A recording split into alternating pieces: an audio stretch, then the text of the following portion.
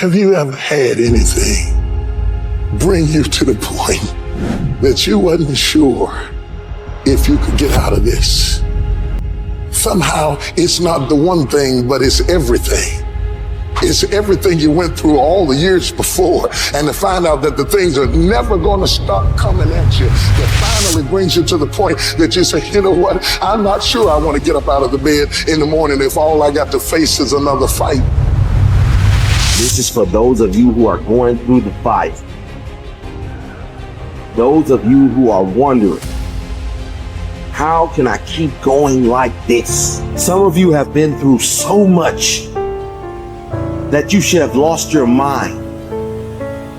It's all right to fail as long as you fail forward. It's all right, but I need you to have heart. Every boy, every girl will go through a time where your faith will be tested.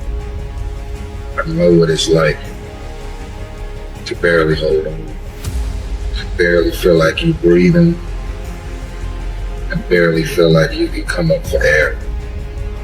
Look up. Look up and recognize that there is a way out. There is a path for you to take. And it's not an easy path. It takes courage and it's hard. But what is the other choice? What else can you do? You can triumph over these dark forces. You can become better. You can be better. You got more than you think. You can do more than you think. You can go further than you think. You can have more than you think. And stop blaming somebody else over what you don't have. It's time for you to know what you got in your hand. Stand up for your dreams. Stand up for what you want in your life. Decide that your life is so meaningful to you, that you love you and you love life so much that you're going to stand up for what you believe in, because you can fall for anything. And so by being committed to everything that I started, I finished it. It built a certain type of spirit. It built a certain type of mentality. And so now I couldn't quit even if I wanted to. I couldn't stop even if I wanted to. I had too much sweat equity in my life and everything that I was doing. When it gets tough, I'm going to press my way.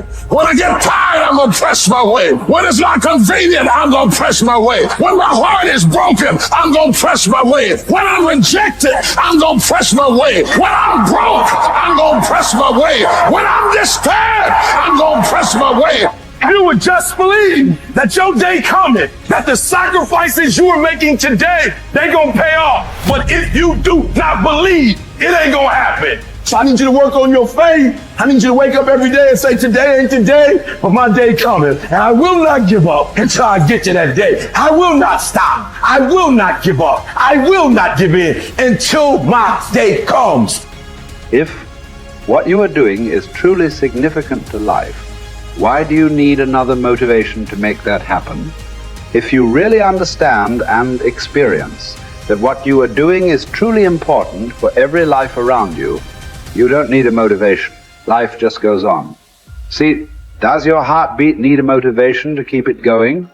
I'm asking you, all the life processes is not asking for any motivation, isn't it?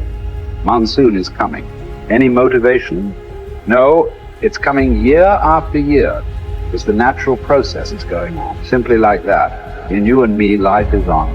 What I'm telling you is, if you are doing something which is aligned with the fundamental life process of who you are, this can find a million expressions. It need not be just spiritual teaching. It can find a million expressions that what you are doing is aligned with your fundamental life process. Then you will not need anything to motivate you. Simply, as a part of life, it will just happen. How much you do simply depends on how much time you invested on upgrading yourself. The problem with the world right now is people are always trying to upgrade their activity.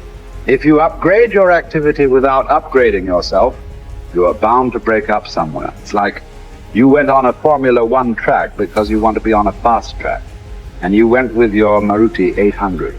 Suppose you hit the right kind of speed. All the four wheels will go in four different directions. It won't hold up. If you want to be in that kind of speed and that kind of track, you must prepare the machine. Upgradation of this one is important. If you upgrade yourself, activity will simply happen.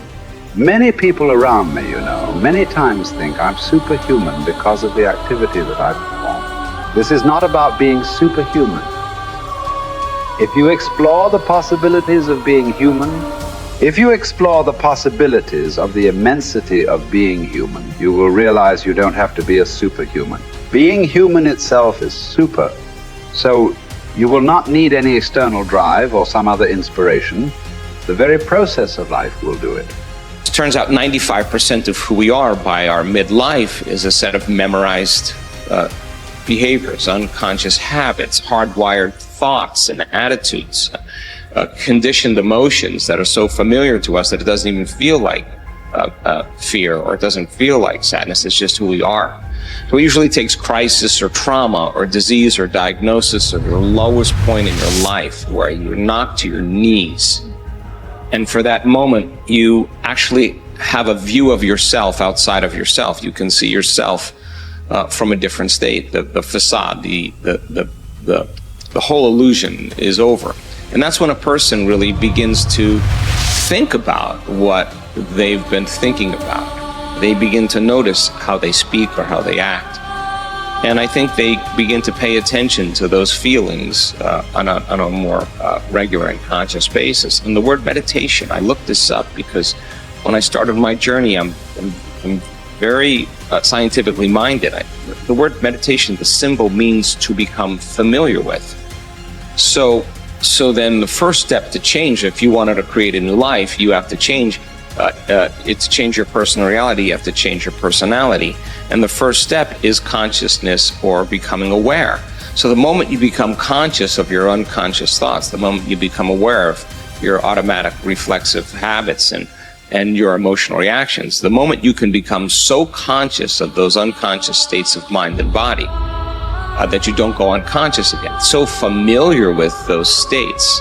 And how many times do we have to forget or go unconscious till we no longer forget or go unconscious and we stay conscious? That's lighting a match in a dark place. And most people, when they do meditation, they actually think, when those voices come up and when the chatter starts and those emotions start, they actually think that they're doing their meditation wrong. And I want them to know that they're actually doing it right, because you're coming up against those thoughts that slip by your awareness unnoticed or unchecked by many people. You all of a sudden catch how you speak, and people say, if I really want to be happy, let's think about this. I don't want to complain. I don't want to blame. I don't want to make excuses. I don't want to feel sorry for myself. I'm going to stop that. Now that's breaking a habit of being yourself. That takes a lot of energy and a lot of awareness, and our environment then, the circumstances, our environment are always available for us to think and feel equal to everything in our life, So the environment for many people, as we said earlier, controls the way they think and feel. So when they respond to their coworker, when they respond to the news, when they respond to the traffic in their life, that response causes them to return back to those unconscious programs. But sitting in a meditation and really sitting in the fire and believing that there's something on the other side of that thought, believing that there's something on the other side of some behavior or some emotion that makes us feel a certain way. That's stepping into the unknown, and it takes us disconnecting from the environment. That's what meditation is about. Playing music or hearing nothing, or closing your eyes and not eating, not smelling, not tasting, not feeling with your body.